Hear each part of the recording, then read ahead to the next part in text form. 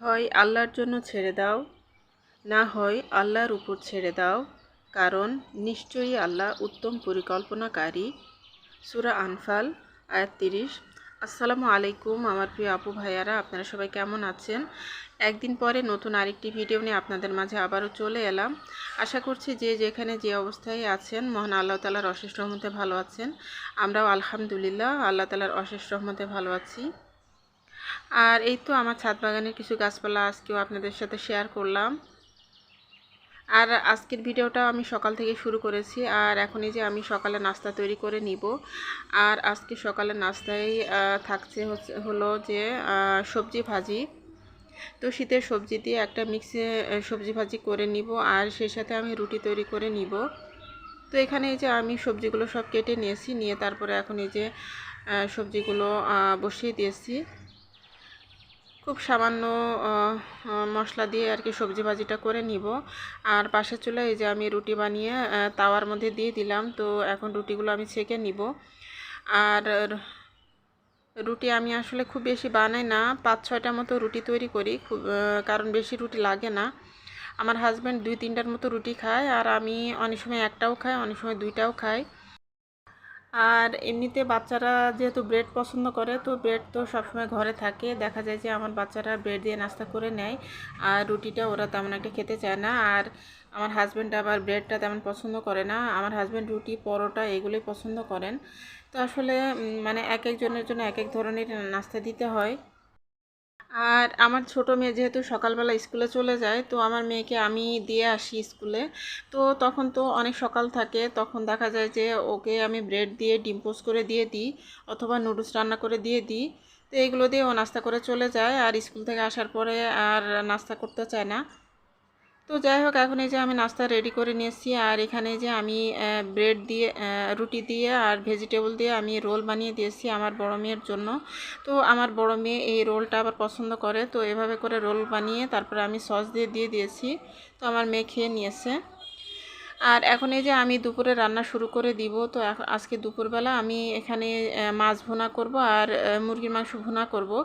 তো স্পেশাল মাছ ভুনা, স্পেশাল মুরগি ভুনার জন্য আমি একটা মশলা তৈরি করে নিব। তো এখানে এই যে দারুচিনি, এলাচ, লবঙ্গ, গোলমরিচ, তারপরে এখানে বাদাম আছে, কিশমিশ আছে, আর জয়ত্রী আছে। তো এগুলো দিয়ে তারপরে এর সাথে আমি পেঁয়াজ আর টমেটো দিয়েছি, দিয়ে তারপরে এই যে এখানে একটা পেস্ট বানিয়ে নিয়েছি।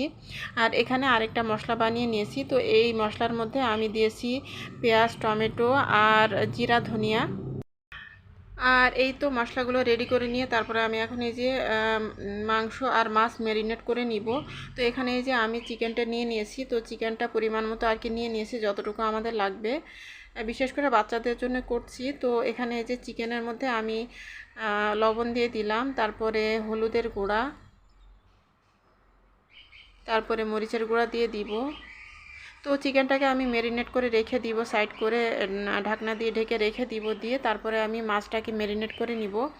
তো একই মশলায় আমি 2টা রান্না করব। তো মাশাল্লাহ রান্নাগুলো অনেক মজা হয়েছিল। আর আমার প্রিয় একটা ইউটিউবার আপু, তো ওই আপুটা আসলে আমার একার প্রিয় না, সব আপুদেরই প্রিয় একজন ভালোবাসার আপু। তো সেই আপুর রেসিপি ফলো করে আমি আজকে মাছ ভুনাটা করব। তো এখানে যে সব ধরনের মশলা আমি দিয়ে দিয়েছি। তো যা যা মশলা আমি তৈরি করেছিলাম তো সব কিছু দিয়ে দিয়েছি। আর সেই সাথে আমি আদা বাটা, রসুন বাটা দিয়ে দিলাম। আর আগের একটা মশলা করা ছিল, দারুচিনি, এলাচ, লবঙ্গ, গোলমরিচ আর কি পেস্ট করা, তো সেটাও একটু দিয়ে দিয়েছি। আর এখন যে 2টা মশলা তৈরি করলাম, তো সেই 2টা মশলাও পরিমাণ মতো দিয়ে দিলাম। আর এখানে যে এখন আমি দই দিয়ে দিয়েছি, টক দই ঠিক না, তবে এই দইটা মানে খুব সামান্য মিষ্টি, একদম টক না, সামান্য একটু মিষ্টি আছে। আর এর মধ্যে আমি একটু লেবু চিপে দিয়ে দিয়েছি। তো এভাবে করে আর কি আমি এখন ভালোভাবে মেখে মাংসটাকে আমি ম্যারিনেট করে তারপর ঢেকে রেখে দিব। আর আসলে আমি ওই আপুর রেসিপিটা হুবহু ফলো করিনি, মানে ওই আপুর রেসিপিটা দেখে তারপরে আমি আমার মতো করে আর কি তৈরি করেছি। তো এভাবেই আর কি আমি রান্নাগুলো করেছি। তো মাশাআল্লাহ খেতে অনেক মজা হয়েছিল। আর কোন আপুর রেসিপি ফলো করেছি তো ওই আপুর নামটা আমি একটু পরে বলছি, আপনারা প্লিজ আমার সাথেই থাকুন। আর এখন এই যে আমি মাছগুলোকেও ম্যারিনেট করে নিচ্ছি। আর এখানে আমি শোল মাছ নিয়েছি, শোল মাছ বা গজার মাছ যেটা আর কি ছিল, তো সেই মাছটাই নিয়েছি। তো 6 পিস আমি শোল মাছ নিয়ে নিয়েছি। আর এখন এই যে সব ধরনের মশলা দিয়ে দই দিয়ে আমি আর একটু সরিষার তেল দিয়েছি, দিয়ে তারপরে আমি মাছটাকে ম্যারিনেট করে নিব। তো ম্যারিনেট করে কিছুক্ষণ রেখে তারপরে আমি মাছগুলো ভেজে নিব। তো এই তো এখন এই যে আমি মাছগুলো ম্যারিনেট করে কিছুক্ষণ রেখে দিয়ে তারপরে এখন এই যে আমি মাছগুলো ভেজে নিব। আর আসলে এই রেসিপিটা আসলে খেতে এতটা মজা হয়েছিল, তার কারণই হচ্ছে এটা যে মশলা দিয়ে মাছগুলো ম্যারিনেট করে কিছুক্ষণ রেখে দিয়ে তারপরে মাছগুলো ভেজে নিলে মাছের মধ্যে মশলার ফ্লেভারটা খুব সুন্দরভাবে ঢুকে যায়, আর মাছগুলো খেতে অনেক বেশি মজা হয়। তো এখন এই যে আমি মাছগুলো ভেজে নিচ্ছি। তো আমি এখানে ছয় টুকরার মতো মাছ নিয়েছি, খুব বেশি আসলে মাছ নিইনি। তো 6 টুকরার মতো মাছ নিয়েছি। তো আমি এখন এই যে মাছগুলো ভেজে নিব। তো মাছগুলো ভেজে নিয়ে তারপরে এখন এই যে আমি মাছটা বসিয়ে দিব। আর এখানে যে আমি একটা প্যানের মধ্যে সরিষার তেল দিয়ে দিয়েছি। আর এখন এই যে আমি পেঁয়াজ কুচি দিয়ে দিলাম। তো পেঁয়াজ কুচিটা নাড়াচাড়া করে একটু বেরেস্তার মতো করে আমি ভেজে নিব। তো বেরেস্তার মতো করে ভেজে নিয়ে তারপরে মাছ ভাজার পরে যে গ্রেভিটা ছিল, তো যে মশলাটা আর কি ছিল, তো সেই মশলাটা আমি এখন দিয়ে দিয়েছি। আর এক্সট্রাভাবে আরও কিছু লবণ, হলুদের গুঁড়া, মরিচের গুঁড়া আমি এগুলো দিয়ে দিয়েছি। আর এক্সট্রা কিছু কিছু মশলাও আমি দিয়েছি। তো দিয়ে আমি এই যে মশলাগুলো খুব ভালোভাবে কষিয়ে নিয়েছি। আর এখন এই যে ভেজে রাখা মাছগুলো দিয়ে দিলাম। তো আসলে আপুর রেসিপিটা দেখে আমি একটা আইডিয়া নিয়ে তারপরে আমি আমার মতো করে আর কি তৈরি করেছি। তো তারপরেও আপুকে অসংখ্য অসংখ্য ধন্যবাদ এত সুন্দর সুন্দর রেসিপি আমাদের সাথে শেয়ার করার জন্য। আর ওই আপুটার নাম হচ্ছে মাই ডেইলি লাইফ অ্যান্ড কিচেনের আমাদের সবার প্রিয় শিশির আপু। তো আসলে শিশির আপুর কথা বলে শেষ করা যাবে না। শিশির আপুর মতো এরকম ভালো আর এরকম গুণবতী একজন মানুষ আসলে খুব কমই আছে। তো আপু তো এখন বিজনেস করছে। তো বিজনেসেও আসলে অসম্ভব রকমের পরিশ্রম করে যাচ্ছে। আসলে একটা বিজনেস করা এটা কোনো চারটিখানি কথা না। একা একা একটা বিজনেস করা, তারপরে মানে একটা বিজনেস না, মানে বিজনেসে স্টার্ট করার পরে এখন তো বেশ কয়েকটা প্রোডাক্ট নিয়ে কাজ করছে।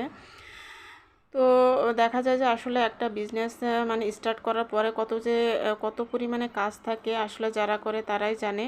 তারপরেও তো আপু তার সংসার, বাচ্চা সামলিয়ে তারপরে আবার ইউটিউব চ্যানেল চালিয়ে যাচ্ছে, তারপরে আবার বিজনেস সামলিয়ে যাচ্ছে। তো আসলে আপু কতটা যে ব্যস্ত থাকে সেটা আসলে সহজেই ধারণা করা যায়। তো আপুর জন্য অনেক অনেক দোয়া থাকবে মন থেকে। আর এই তো কথা বলতে বলতে এখানে যে আমার মাছ রান্নাটা প্রায় হয়ে এসেছে। আর এই যে পাশের চুলায় আমি এখন মুরগিটাও বসিয়ে দিচ্ছি। তো মুরগিটা তো আমি আগেই ম্যারিনেট করে রেখেছিলাম, আর একই পদ্ধতিতে আমি মুরগিটাও বসিয়ে দিচ্ছি। তো এখানে যে আমি মানে কড়াইতে সরিষার তেল দিয়ে পেঁয়াজ কুচি দিয়ে দিয়েছি। তো পেঁয়াজ কুচি দিয়ে তারপর পেঁয়াজটাকে একটু বেরেস্তার মতো করে নিয়েছি। তারপরে এখন এই যে ম্যারিনেট করে রাখা মাংসগুলো দিয়ে দিলাম। দিয়ে তারপরে এখন এই যে খুব ভালোভাবে আমি মাংসটাকে কষিয়ে নিব। আর মাংসটা আমি খুব বেশি পানি দিব না, তো ভালোভাবে কষিয়ে তারপর অল্প পরিমাণে পানি দিব। এভাবে আর কি চিকেনটাকেও আমি রান্না করে নিব। তো দুইটা রান্নায় অনেক বেশি মজা হয়েছিল। আর আমি দুপুরের জন্য এই দুইটা রান্না করব, আর সে সাথে ডাল রান্না করব। তো বেশি কিছু আর করব না। আর আমার হাজব্যান্ড কিন্তু মাছটা অনেক বেশি পছন্দ করেছিলেন। তো আমার হাজব্যান্ড আসলে কখনোই মাছ একবারের মানে এক টুকরা মাছ নিলে কখনোই কিন্তু ও তার বেশি আর কখনোই নেয় না। তো এই মাছের রেসিপিটা আর কি খেয়ে আমার হাজব্যান্ড কিন্তু 2 টুকরা মাছ নিয়ে খেয়েছিলেন। 1 টুকরা মাছ খেয়ে নিয়ে তারপরে আমার হাজব্যান্ড বলছে যে এতটা মজা হয়েছে, তো পরবর্তীতে আবার আরেক টুকরা মাছ নিয়ে খেয়েছিলেন। তো আসলে আমার হাজব্যান্ডের এত পছন্দের কারণে আর আমার বাচ্চারাও এত পছন্দ করেছিল যে তার জন্য আমি একদিন পরে আবারও এই মাছের রেসিপিটা আমি রান্না করেছিলাম। মাছটা আমি এভাবে আর কি ভুনা করেছিলাম। তো মাশাল্লাহ মাছটা আসলে খুবই পছন্দ করেছে আমার বাচ্চারা, আমার হাজব্যান্ড সবাই মাছের এই রেসিপিটা। তো আমার হাজব্যান্ড তো বলেছে যে ভালো একটা রেসিপি শিখেছো, তো মাঝে মাঝে এটা রান্না করবা। তো যাই হোক, এখন এই যে আমি মাছটাকে একটা সার্ভিং ডিশে সার্ভ করে নিচ্ছি। তো আমার মাছটা রান্না হয়ে গেছে। তো এই যে আমি এখানে আপনারা দেখতে পাচ্ছেন যে মাশাআল্লাহ মাছের এই কালারটা কিন্তু অনেক সুন্দর এসেছে। আর এই যে আমার চিকেনটাও রান্না হয়ে গেছে, তো চিকেনটাকেও আমি সার্ভ করে নিয়েছি। তো চিকেনটার কালারও কিন্তু অনেক সুন্দর এসেছে। আর আমি আসলে টক দই দিইনি, মিষ্টি দই দিয়েছি, মানে সামান্য মিষ্টি ছিল, তো মিষ্টিটাকে ব্যালেন্স করার জন্য আমি আবার লেবুর রস দিয়েছিলাম। তো আসলে একটা মশলায় আমি কিন্তু একই পদ্ধতিতে দুইটা রান্না করেছি। তো দুইটা রান্নায় কিন্তু মানে অনেক অনেক বেশি মজা হয়েছিল। আর এই তো এখানে যে আমি সালাদ বানিয়ে নিয়েছি, তারপরে এই যে লেবু কাঁচামরিচ আছে, আর এই তো দুইটা রান্না, তারপরে ডাল, এই তো এগুলো দিয়ে আমরা দুপুরে খাওয়া দাওয়া করেছিলাম। তো আমার প্রিয় প্রিয় আপু ভাইয়ারা, আমার ভিডিওতে প্লিজ একটা লাইক দিয়ে আমার ভিডিওটি কন্টিনিউ করবেন। আর যারা নতুন ভাইয়া আপুরা আমার চ্যানেলটি ভিজিট করবেন, তাদের কাছে যদি আমার ভিডিও ভালো লাগে, তো তাহলে আমার চ্যানেলটি সাবস্ক্রাইব করে প্লিজ আমার চ্যানেলটিকে আমার চ্যানেলের সাথে থেকে যাবেন আমার বন্ধু হয়ে, আর আমাকে একটু সাপোর্ট করবেন। তো এই ছিল আজকে আমাদের দুপুরে রান্নাবান্না। আর এখন এই যে সন্ধ্যার পরে, তো সন্ধ্যার পরে আমি একটু বাচ্চাদের জন্য নাস্তা তৈরি করব। তো এখানে এই যে আমার মেয়ের জন্য একটু পিঠা তৈরি করব, তেলের পিঠা বা পোয়া পিঠা যেটাই আর কি। তো আমার মেয়ে মিষ্টি জিনিস আর কি খেতে চাচ্ছিল, তো মেয়ের জন্যই আর কি ভাবলাম যে একটু কয়েকটা তেলের পিঠা বানিয়ে দিই ঝটপট। কিন্তু আসলে তেলের পিঠাটা আমি বানালে মোটামুটি ভালোই হয়, কিন্তু আজকের এই পিঠাগুলো কেন জানি তেমন একটা ফুলেনি, মানে অল্প কয়েকটা পিঠা ফুলেছে আর বাকিগুলো ফুলেনি। তো আসলে মানে খুবই মন খারাপ লাগতেছিল, কিন্তু পিঠা সফট হয়েছে, যেহেতু চাউলের গুঁড়ার সাথে আমি ময়দা দিয়েছিলাম, তো তার জন্য পিঠাগুলো সফট হয়েছিল। তো খাওয়া হয়ে গিয়েছিল, আমার মেয়ে পছন্দ করেছে, আমার মেয়ে তো বেশ পছন্দ করে আর কি খেয়েছে। কিন্তু তারপরও আমার কাছে ভালো লাগছিল না, যেহেতু পিঠাগুলো অত বেশি ফুলেনি। আসলে পিঠা তৈরি করতে গেলে পিঠা যদি সুন্দর না হয় তাহলে কিন্তু মন খারাপ হয়ে যায়, তখন কিন্তু পিঠা তৈরি করতে আর ইচ্ছা করে না। আর ইদানিংকালে তো শীতের পিঠা আমাদের বাসায় তৈরি করাই হলো না, কারণ আমার হাজব্যান্ডের পিঠের ব্যথার সমস্যার কারণে। তো আমার হাজব্যান্ড তো মানে চাউলের গুঁড়ার কোনো জিনিসই এখন খাচ্ছে না। তো আজকের এই পিঠা যে তৈরি করেছিলাম, এই পিঠাও কিন্তু আমার হাজব্যান্ড একটাও খায়নি।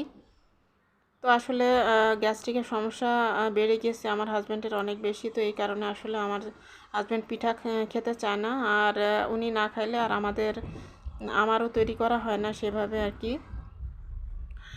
তো যাই হোক, এই তো এই ছিল পিঠা। তো পিঠা আর কি এই কয়টাই তৈরি করলাম, বেশি তৈরি করিনি। তো আমার ছোটো মেয়ের হয়ে যাবে, আর আমার সব বাচ্চারা মিলে আর কি খেয়েছে। তো আজকের মতো এখান থেকেই বিদায়, আল্লাহ হাফেজ।